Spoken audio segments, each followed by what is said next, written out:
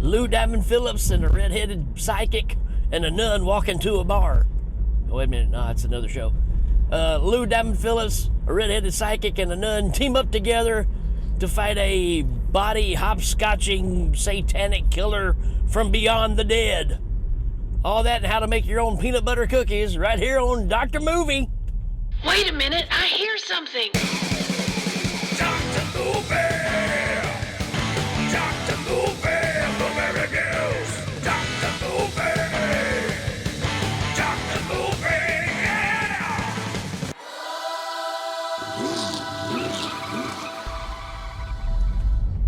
Hey everybody, what's happening? Welcome back to the show.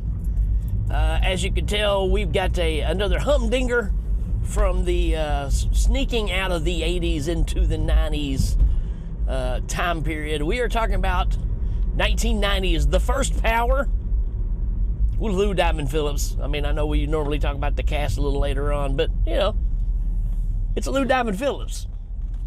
You got to mention that. That's just part of the deal, right? I remember seeing this for the first time and was like, wow, this is pretty awesome. So, yeah, let's see how this one holds up. The synopsis says a Los Angeles detective and a psychic are stalked by a killer whose pact with the devil has allowed him to return from the grave. Yeah, that's kind of a nutshell synopsis, I guess. Sounds like a formula we've heard before. I don't know of any movie that's actually done this before this. I mean, there's some movies from, you know, where you got some coming back from the dead, being a bad guy and stuff. I mean, you know, Shocker. You had the horror show. So we've kind of had this idea passed around. But this one plays more like a crime drama than it does anything else. Even though it's got elements that are, you know, it's pretty cool. Let's see what the people have to say. It is a 5.7 out of 10. I don't know if I agree with that or not. Let's see if there's a why to watch. My favorite part. And you have got to be kidding me. There's not a why to watch for this movie? I mean, we can almost just make one up, right? Here we go. Why to watch. It's fantastic, thrilling, and terrifying, all at the same time. Let's see. The pacing is good, never a dull moment. I highly recommend this movie. Worthy of repeat viewings. Yeah, I mean, I'm really surprised how well it holds up. I guess because they didn't overdo the powers from beyond the grave, right? We didn't get any crazy like, you know, the ending of Highlander where you got some rotoscoping demons floating around and stuff like that. It plays it pretty straight. And I think that's what I like about it. I was thinking to myself while watching this, you could take this movie and Exorcist 3 and put them back to back and have a pretty awesome night as far as movies that have a lot of similarities. Both of them are pretty dark, but are really kind of shooting from the same hip. So, and you already know I love Exorcist 3. It's one of those movies that doesn't really get talked about enough. And the big thing there is, I mean, not only is it a great movie and you got Brad Dourif in it, but, you know, it's George C. Scott. Come on. So, but what do we got here? We got Lou Diamond Phillips. Let's look at this cast real quick. Lou is playing Russell Logan, who is known to be a detective that hunts down serial killers. There just happens to be one loose in this town. So that's kind of his role here, right? We got McKady Williamson in this, who plays kind of his partner. You know, you can imagine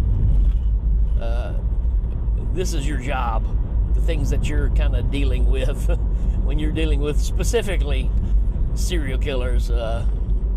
How bleak of a job that could be. So Jeff Kober's in this, who plays Patrick, who is our satanic killer, who's been in a bunch of stuff. Always plays kind of the bad guy.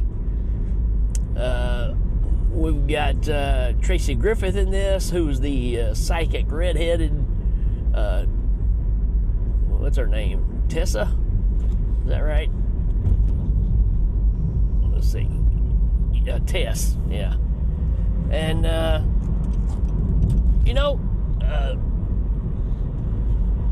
that's kind of the strange twist here, right? We'll talk about it as we go along. Then we got Sue Gaugian in this, who is our nun. But we do have a cameo from Bill Moseley. It's probably not a cameo. I mean, I don't know that Bill Moseley... Well, I guess at this point, Bill Moseley was known as being, Chop Top and all that stuff. So, but he plays a bartender, which is, highly recommended in any kind of movie where you're hunting beyond the dead serial killers.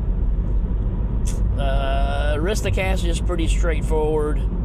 Let's get into the movie, right? So, starts off with this nun approaching the head of the church that she's at and saying, hey, there's ultimate evil going on. I don't know if you guys can feel it, but I'm kind of feeling it. And we got to do something. And they're like, yeah, that's maybe a little too far out there for us in this day and age, so we're not gonna do anything. Then it breaks away to, some crime scenes where some people have been killed, and of course they're all being killed the same way, and it looks like it's some sort of ritual. So we're doing a manhunt with a large group, and Lou Diamond Phillips kind of leading the group. And of course, it's funny again because here's a guy that does this for a living. He's obviously got this crew that does this. He's done it many times, but his bosses still give him a hard time about it, right? Are you gonna let them get away this time? I mean, it's just like, come on, man. I'm hunting serial killers. I don't see you out here doing this, risking your life like this, So, anywho, that's my venting on that situation. But Lou Diamond Phillips is kind of the lone cop. He sits home by himself. He don't really have a woman. And he keeps getting these phone calls. He's looking at a newspaper and he's marking all the spots where these murders are happening. And he starts to realize something. And then he gets a phone call from an anonymous caller, and they're saying, here's what's going on. I know where he's going to strike next. And just promise me one thing, no death penalty. You can't do that, right? Of course, you don't know why. And he says, of course he agrees, because he's been tracking this person for a while. So, they set up a sting operation. And on the newspaper, he starts marking all the places that have been hit and the one that's going to be hit. And it obviously makes a pentagram, right? So we're going the whole satanic route here. And which is the insignia that he carves in all of his victims. Again, very much like the Gemini killer in The Exorcist 3. So again, a lot of similarities here. And a lot of things that happen in this are very much like that too, because in The Exorcist, our bad guy also can hop from body to body, right?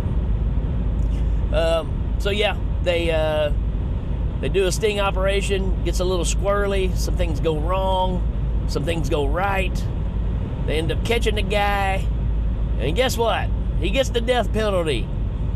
And they put him in the gas chamber, and they put him away, only for him to return from the dead, because I guess when you make a pact with the devil, if you get the death sentence, then you get to come back. I don't know. I don't know how that really works.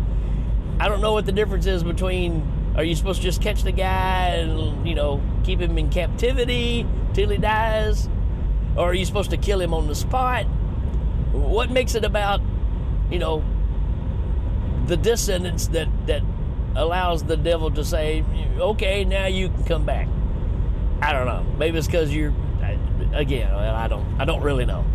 That's the only thing you're kind of going, okay, what makes that difference? Maybe you just weren't supposed to kill the guy, because he's like Obi-Wan Kenobi. If you strike him down, he'll come back even stronger than you could possibly imagine, right? So,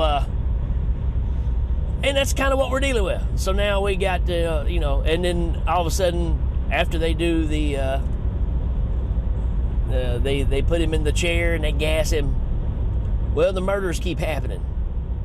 So same way. Matter of fact, he even goes back and gets the officer that they were using as kind of a plant, you know, to catch him, that he had, you know, tied down and ready to, you know, do the deed with her. Not the deed, but, you know, do the sacrifice, I guess. He ends up finding her and finishing the job, and that kind of makes Lou go, uh-oh, this ain't good. And then a lady visits him at the police office, and it's our red-headed psychic that's like, I done told you before you wasn't supposed to give him the death sentence, and now you've screwed up, because now he's got the first power. And everybody's like, what's the first power? Well, first off, that's the name of the movie, but what that is the power to resurrect. That's right. But not only does he come back from the dead, he does this body hopping thing, which makes it interesting, which is why I absolutely, again, love Exorcist 3, and also love The Hidden, because we can jump from body to body whenever one gets wore out or whatever. You can utilize people's weaknesses and strengths to your advantage in that situation. It's a cool idea. And that's what we're dealing with here. And so these two team up, and they keep it straightforward for quite a while. And, you know, one minute he could be, you know, a bartender. The next minute he could be a bag lady out on the street who just happens to be floating outside your window on your 7th floor apartment building. That's what I like about this is, you know, not only can you resurrect, not only can he body hop, but he's got some pretty extraordinary strengths, such as jumping off the top of a building and landing on his feet and take off running. I mean, and when I'm talking about a building, I'm talking about like a huge, you know, 20-floor building or whatever. You know, floating outside your window, got some kind of super strength things going on. He can be there, not be there, kind of Michael Myers-ish. You know, a bad dude. You're not just dealing with a normal lunatic, right? You're dealing with somebody with all these superpowers. So that's kind of what sets this apart, I guess you'd say. And like I said, there's other movies that kind of play around, tinker with this idea as well. I just don't know if they do it as well as this one. Well, when it all comes down to it, they end up also needing the help of a nun from the beginning of the movie that has a little more insight on how this has to be done. This is how you stop the evil. And, you know, I like the majority of this.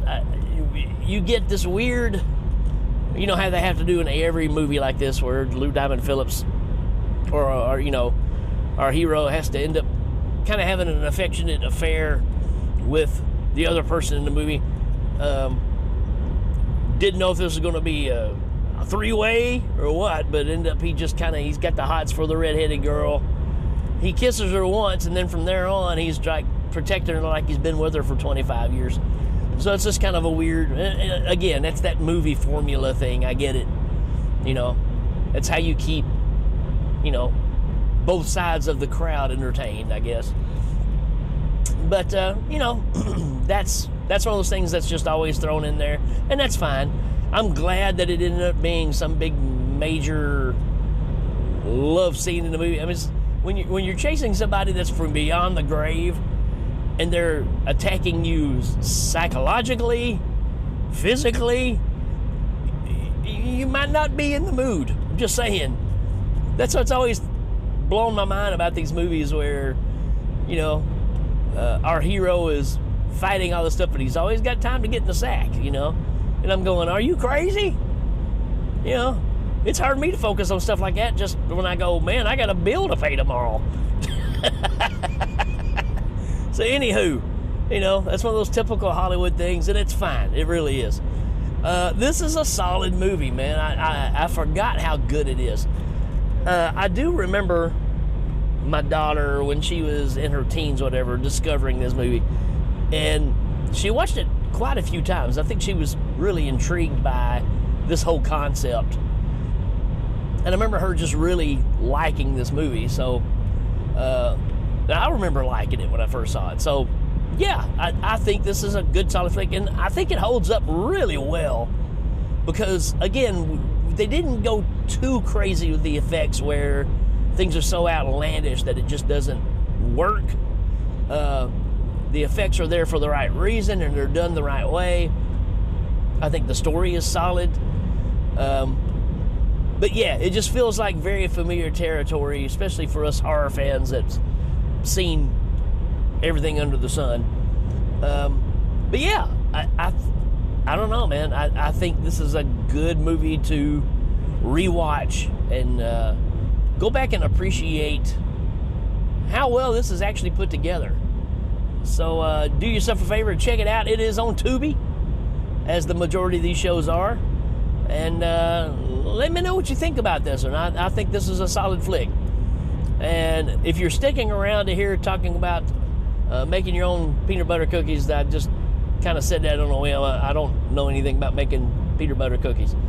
If you have recipes you want to share with me, fine, do that. Anywho, that's it for this episode, folks. I hope you have a good one, and we will check you later. Dr. Booby!